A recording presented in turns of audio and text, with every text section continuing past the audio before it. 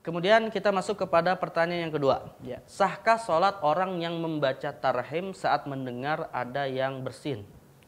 Ya, jadi dari pertanyaan ini bisa kita gambarkan seperti seseorang yang misalnya sedang dalam kondisi sholat, lalu ketika dia sholat mendengar ada orang lain ya melakukan bersin, ya, atau artinya bersin itu ya bersin dalam arti kemudian dengan bersin itu kalau kita berada di luar sholat disunahkan untuk membaca tarhim.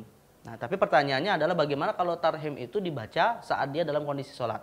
Apakah bersin ini datangnya dari sesama orang yang sholat ataupun datang dari orang yang tidak mendirikan ibadah sholat? Nah, dan yang dimaksud dengan tarhim di sini adalah membaca yarhamukallah. Karena disunnahkan di dalam syariat Islam, kalau ada orang yang bersin, dia membaca hamdalah, alhamdulillah, kemudian yang mendengarkan hamdalah tersebut disunnahkan untuk membaca yarhamukallah. Nah, artinya kalau itu berada di luar sholat, ya maka dalam hal ini para ulama sepakat hukumnya sunnah. Tapi kalau misalnya itu dilakukan dalam sholat, sedang dalam kondisi sholat, kemudian mendengar orang bersin lalu membaca yarhamukallah, nah apakah bacanya yarhamukallah ini dapat membatalkan sholat orang yang tadi membaca tarhim?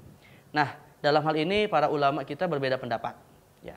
Yang pendapat yang pertama adalah mayoritas ulama mengatakan membaca tarhim ini dapat membatalkan sholat orang yang sholat ketika dia mendengar ada yang bersin. Artinya jawaban yarhamukallah ketika dia sholat padahal atau bacaan yarhamukallah ketika dia dalam kondisi sholat yang seharusnya dia fokus dengan bacaan-bacaan sholatnya, ini menyebabkan sholatnya batal karena itu bukan bagian dari bacaan sholat. Nah, dasar mereka adalah ada satu hadis yang diriwayatkan oleh Imam Muslim. Ada salah seorang sahabat Nabi SAW yang bernama Muawiyah ibnil Hakam Sulami. Nah, bahwasanya beliau bercerita ketika dia dalam kondisi sholat ada idza atisa rajulun minal qaumi faqultu yarhamukallah. Jadi kata Muawiyah ini, ketika aku dalam kondisi sholat aku mendengar ada seorang laki-laki bersin. Lalu kemudian ya karena biasa membaca tarhim ketika mendengar orang bersin, kemudian terdengar refleks beliau membaca yarhamukallah. Nah, hal tersebut membuat para sahabat yang mendengarkan bacaan Muawiyah ini kemudian kesannya adalah tidak menyukai apa yang dilakukan oleh Muawiyah. Lantas kemudian setelah sholat dilakukan, datanglah Nabi SAW memberikan sikap, memberikan jawaban, dan Nabi SAW mengatakan inna hadhihi sholat la yasluhu fiha syai'un min kalamin nas. Sesungguhnya sholat ini tidaklah boleh di dalamnya dibacakan sesuatu dari perkataan manusia.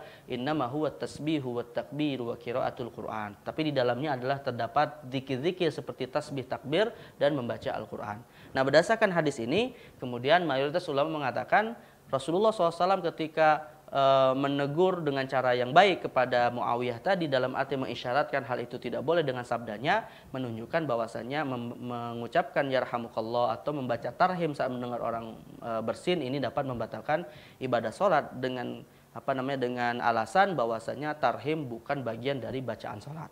Nah, ini pendapat yang pertama. Tapi pendapat yang kedua diambil oleh sebagian ulama, di antaranya mazhab Hambali, yang mengatakan bahwasanya hukumnya khilaful aula.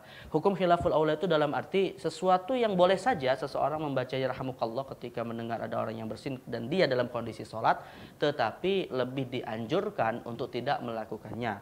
Karena memang para ulama sepakat hakikatnya tarhim atau membaca yarhamukallah bukan bagian dari ibadah sholat, namun merupakan semacam bacaan yang hukumnya sunnah dilakukan ketika mendengar orang bersin di luar ibadah sholat.